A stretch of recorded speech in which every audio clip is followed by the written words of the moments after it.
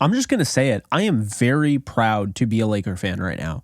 After the job that Rob Pelinka did this offseason, I mean, we just saw free agency kick off. And in that time, the Lakers went out and they signed D'Angelo Russell back. They signed Austin Reeves back, Rui Hachimura. They added Gabe Vincent. They added Jackson Hayes. They added Cam Reddish. You brought back Jared Vanderbilt. You signed Taurean Prince for nothing. You drafted Jalen Hood-Schifino and Maxwell Lewis, who I'm very excited about his overall athleticism. A freaking plus. And here's why. Okay, here's why. First off, I'm aware of what bird rights are. I don't know if everyone is. But essentially, you are allowed to go over the cap to pay the guys that are already on your roster. However, the Lakers could have relinquished that if they really wanted to. If they wanted to go and form another big three and continue to just do the definition of insanity where you try the same result, the same thing over and over again, expecting different results. Okay, but they didn't do that. And here's the thing. Okay, when I look at everything that's gone on this offseason with the Lakers, Kyrie news is out there. Damian Lillard is out there, right? You hear different things, Harden, and you're just hoping, or at least if you're me, you're just hoping that the Lakers figured this out, okay? Last year, about 80% of the season was over, about 20% was left. Don't ask me why their trade deadline is so late, but it is.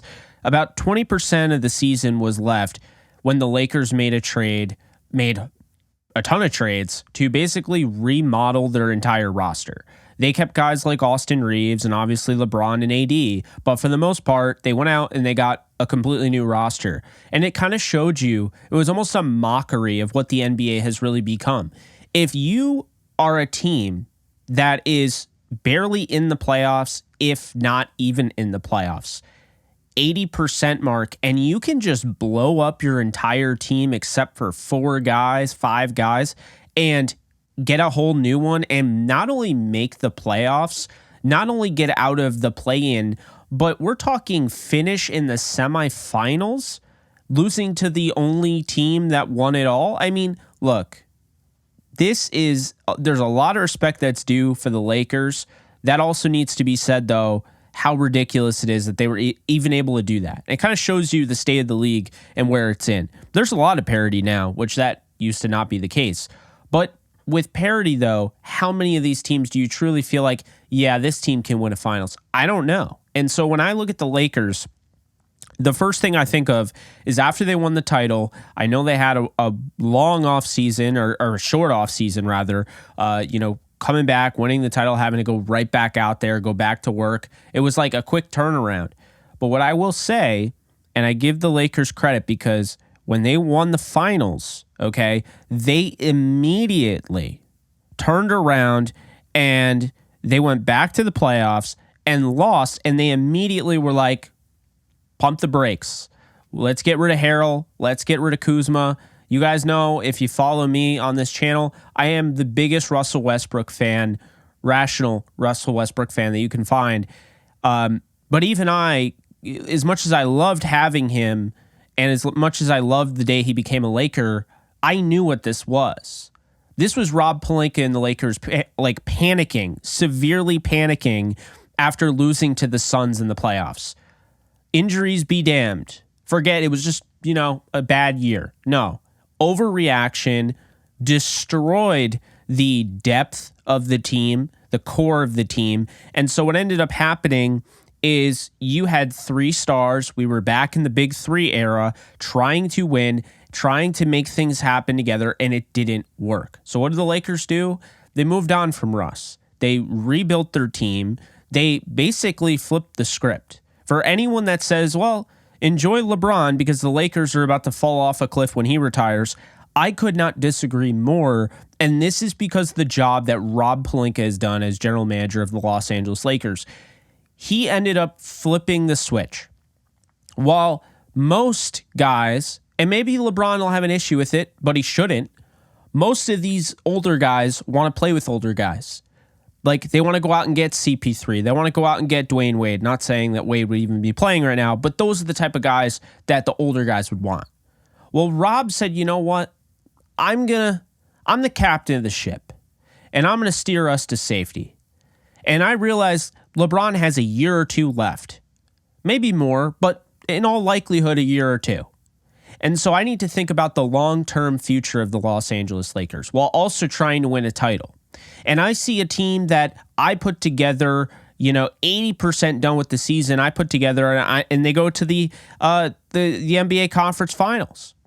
So how can I get them over that hump without damaging them for the long haul? Yeah, sure, they don't have a lot of picks at all, but that's not a big deal because they went out and they got a bunch of young guys. This team is young. They have a 38-year-old and a 30-year-old. After that, no one else is above or is the age of 30. If you think about it, it's incredible. They went out in the 2019 draft and got 3 guys who are considered busts. And honestly, with the way they've been able to develop these guys, find guys like Stanley Johnson, Malik Monk, put them on the right path, I don't think they're going to be busts. I think all of a sudden Cam Reddish is going to work out.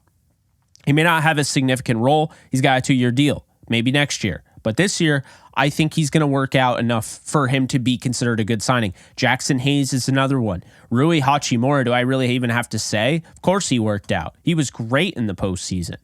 So this is my point, is that they've gotten to the point where this isn't working, okay? We won a title with 2 guys, 2 stars, and a core. Now, they won with older guys, mind you. But the next year, it didn't work because there were some injuries, overreactions to losing to a good Suns team, and then basically we're going to blow it up. We don't need to get Kuzma back or any of that. We're going to go out and get Russ. Russ is getting older. Russ also doesn't fit what they're trying to do.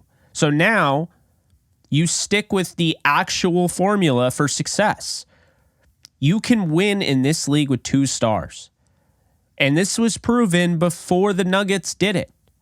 Everyone looks at Jokic and, sees how great he is, right? And Jamal Murray. But there's not another core guy. There's not a big 3 there.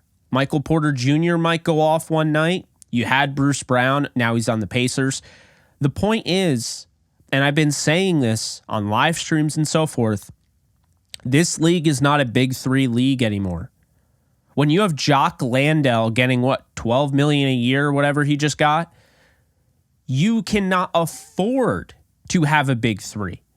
You need a core 2. You need 2 guys. It only works with 2 stars, and then the rest you need solid contributors. Across the board, the Lakers' starting 5 looks like D'Angelo Russell, Austin Reeves, LeBron James, Rui Hachimura, and Anthony Davis. If anyone is complaining about them running it back and not trading for a Damian Lillard or going out and trying to get Chris Paul or James Harden, you are missing the point.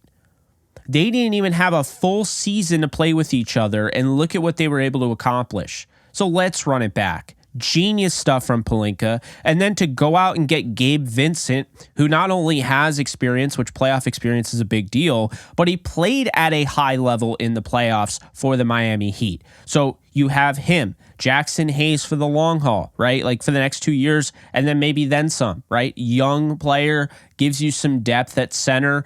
Then you have Cam Reddish, great athletic profile, just like Jackson Hayes. Jared Vanderbilt comes back, so you're running it back with him. Taurean Prince, underrated. You add him. It's only $4.5 million for 1 year. And you get excited about your 3 guys at the back end of your bench. Max Christie could have a significant role this year. He was their guy last year, the rookie. Then you have Jalen Hood-Schifino, who you drafted. And then you have Maxwell Lewis, who's probably going to be a long-term developmental guy. I love where they're going. If they can add one more center, Plumlee is probably asking too much. Christian Wood is probably asking too much. But if they could add a value center, maybe a Bismack Biyombo, somebody like that, to add some veteran presence at center and maybe push Anthony Davis a little bit back to the 4, that'd be nice. Either way, this team should be the favorite to go back to the Western Conference Finals to play the defending champion Nuggets to go to the NBA Finals and win it. They are a Final Four team as it stands. Could there be injuries? Absolutely. They're going to run, according to some reports, it sounds like they're going to run the offense more through Austin Reeves. That's banking a lot on him, but I think he's only proven himself as we move forward. Lonnie Walker did sign elsewhere, and so did Dennis Schroeder, so that is a bummer. But this team is a good team, and they did it by being patient, by being understanding of what they have. And Rob Pelinka chose to go in-house, to develop, and to go young instead of going old and spending the farm and trading for a genuine big three level superstar. I'm glad they didn't make a play for Damian Lillard. I'm glad they didn't get sucked into any of that. If LeBron has an issue with it, I don't care. I think this makes the most sense for the roster, and it sets them up for not only to win with LeBron now, but to win with him, win without him after. So, A++++ for Rob Pelinka. This is one of the best off seasons I think I've seen in the history of any of my sports teams. And we talk about Matthew Stafford getting picked up by the Rams and what they were able to do that off season, but the Lakers, wasting no time. Pelinka says we're going to match anything with Austin Reeves. Hey, they got the right guys. Say what you will about D'Angelo Russell, but I was not expecting him to be back. And he's back, and I'm excited about it. I'm excited about Rui. You traded pieces for him. I didn't think it was going to be a rental, and sure enough, they stood by that. So this is a good team. This is a really good team, and they're going to be a problem. If you are excited about the Lakers, drop a comment below. Let me know how excited you are about this offseason. You think they should do something else? Also let me know. Hit the like button and be sure to subscribe. And also, in case you're interested, I do stream daily over on Kick. You can follow me at kick.com/jkbogan. Link is in the description. But until next time, I will see you guys soon. Later, folks.